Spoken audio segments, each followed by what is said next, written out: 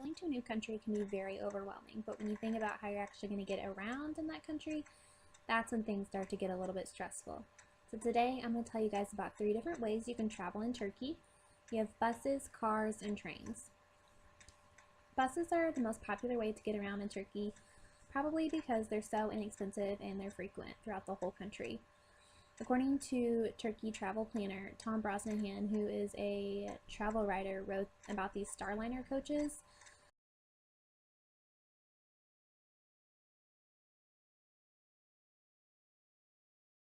These are really luxurious. They have air conditioning, which is a necessity.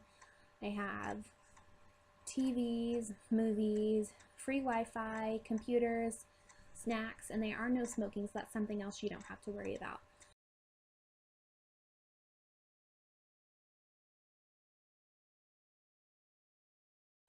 However, they don't have bathrooms.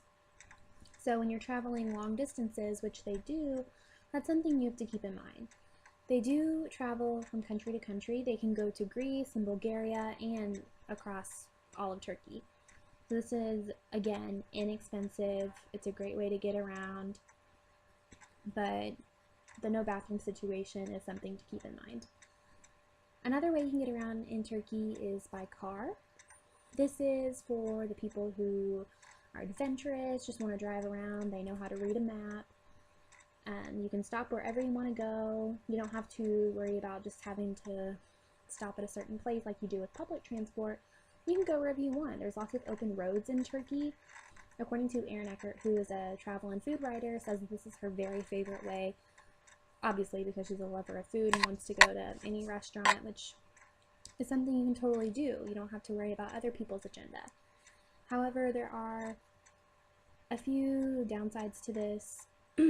One is that the fuel in Turkey is very expensive. It's even more expensive than it is in America, but can add to cost. There are lots of tolls, so that adds to the cost.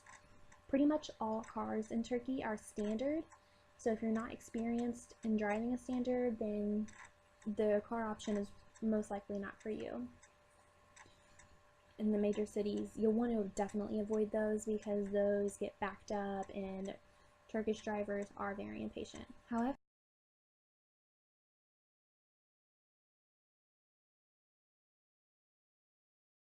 driver's licenses from almost anywhere are accepted in Turkey, so that's a plus side that you don't have to worry about getting in trouble for renting a car. You can do that with ease.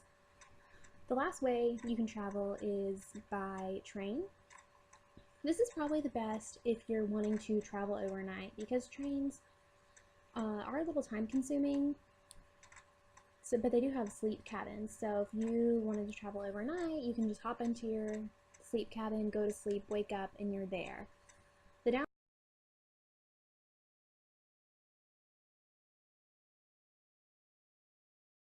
downside to trains is, again, that they're slow, but also, according to Rail Europe, up near Bulgaria, they're doing a lot of railroad work.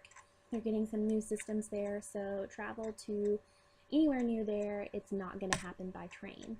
And also, travel to Iraq is currently suspended, so if that is an area that you wanted to go to, cannot happen. But also, like the buses, they travel from country to country or in the country itself, Turkey.